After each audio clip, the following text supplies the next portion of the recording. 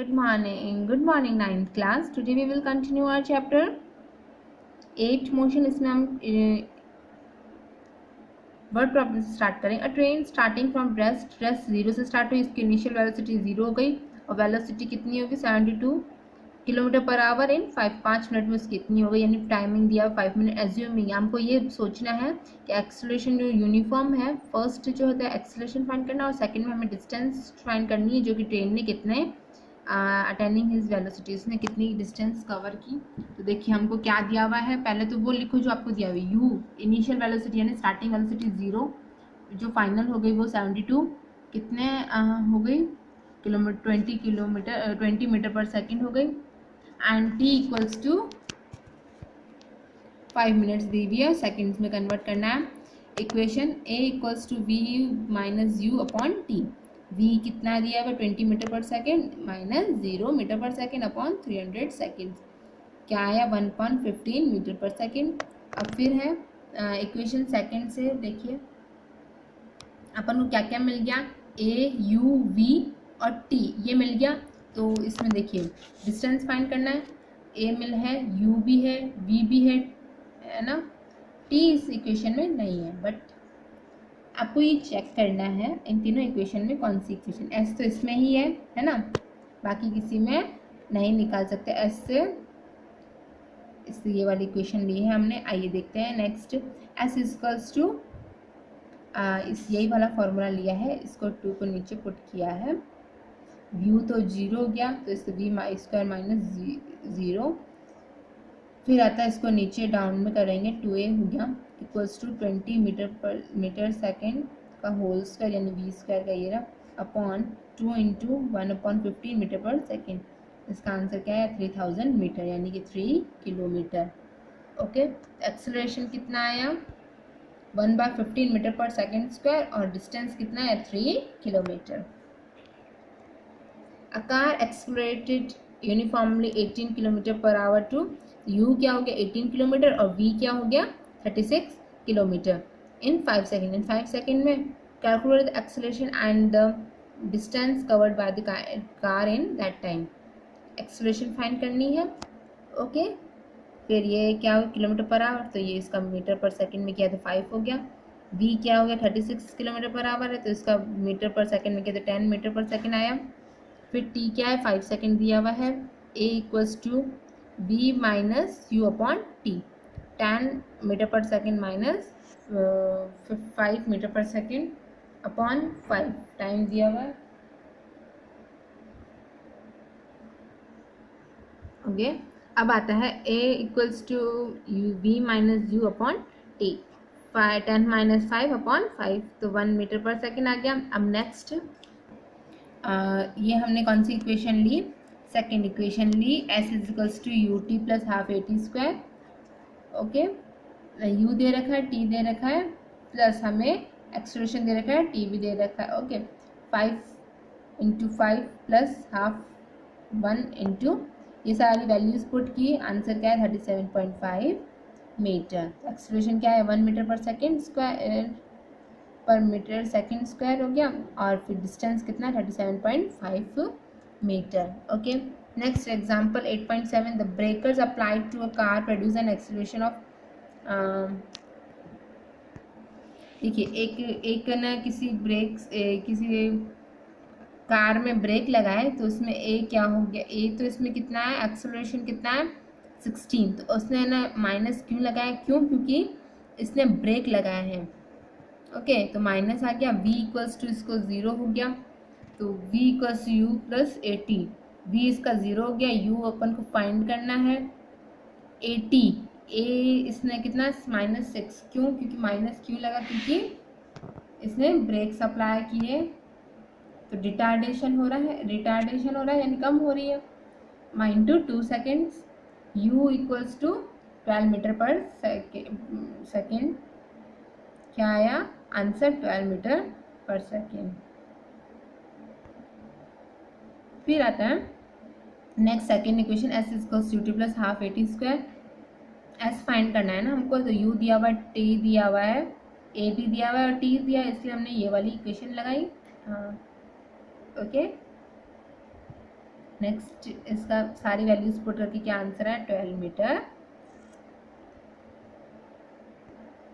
देखिए आपको पता है इसमें ये क्या पूछा है, thus the car will move 12 metre, उसने ब्रेक के बाद कितनी चलेगी वो कार 12 मीटर चलेगी। It stop after application of brakes, यानी कि can you appreciate why drivers are cautioned to maintain some distance between vehicles while travelling on the road. क्या आप बता सकते हो कि व्हीकल्स को क्यों बीच में ना बोला जाता है कि बीच रखो, क्योंकि ब्रेक स्टॉप होने में उसको काफ़ी टाइम लगता है, कुछ मीटर्स तक वो आगे चलता है, तो इसलिए अपन को उनको ड्राइवर्स को बोला जाता है कि थोड़ा गैप रखो गाड़ी के बीच में, दो गाड़ी के बीच में, ताकि अगर वो ब्रेक भी लगाए तो अपन की गाड़ी दूसरी गाड़ी में टक्कर नहीं लगे। Next, a bus starting from rest move with a uniform acceleration of 0.1 meter per second square for 2 minutes. Find a the speed required and the distance traveled. ये सब क्वेश्चन आपको अपने आप करना है। यूनिफॉर्म सर्कुलर मोशन, देखिए जो भी कोई भी है ना ऑब्जेक्ट होगा वो ऐसे सर्कुलर, ए से स्टार्ट करेगा, बी पे, बी से सी, सी से डी, ये क्या है यूनिफॉर्म सर्कुलर मोशन, एक सेम वेलोसिटी पे चल रहा होगा तो इस क्या बोला यूनिफॉर्म सर्कुलर मोशन।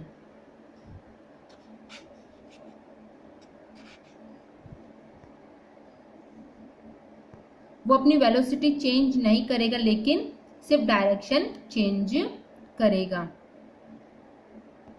फिर आता है ऑक्टागोनल और फिर सर्कुलर ट्रैक। देखिए इसमें सब में इसकी स्पीड क्या हो गई, सेम वेलोसिटी सेम चल रही है।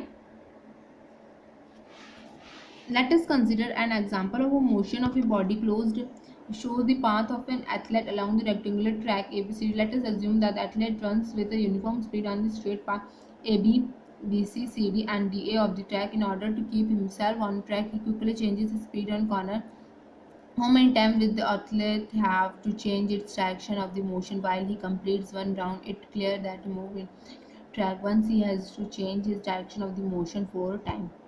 देखिए उसको कितने टाइम से ना उसको चलना पड़ा, चेंज करनी पड़ी अपनी डायरेक्शन 4 टाइम्स, क्योंकि वो रेक्टेंगुलर में है, A B, B C, C D और डी ए पे ट्रैक पे चला है ना, तो उसकी स्पीड थोड़ी सी चेंज हुई है उसकी जब वो मुड़ा है तब।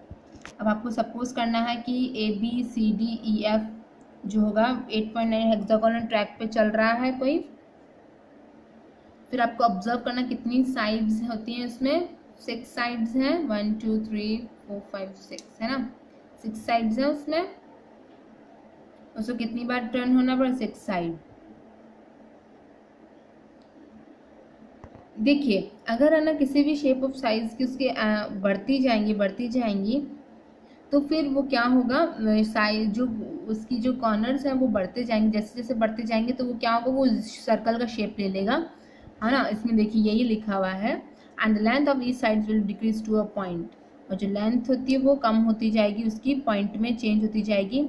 If the athlete moves with a velocity of constant magnitude in circular path, the change in velocity is due to change in the direction of motion.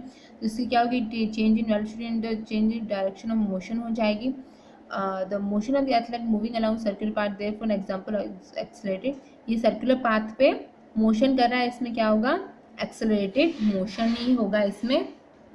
Okay इसमें क्या है, सर्कमफेरेंस ऑफ सर्कल क्या है 2 पाई आ रहे हैं, और अगर एथलेट जो 30 सेकेंड में चल रहा है सर्कुलर पाथ में तो क्या होगा 2 pi r upon t, v जो इसकी स्पीड हो जाएगी। Then when an object moves in circular path with uniform motion is called uniform circular motion.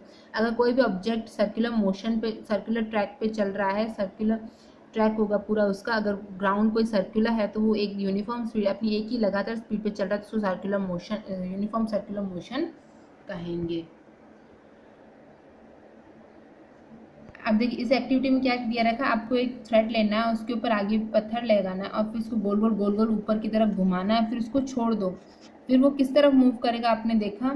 Bye represent active for few times and releasing stone at different position of the circular path, check whether direction in which the stone moves remains the same और not.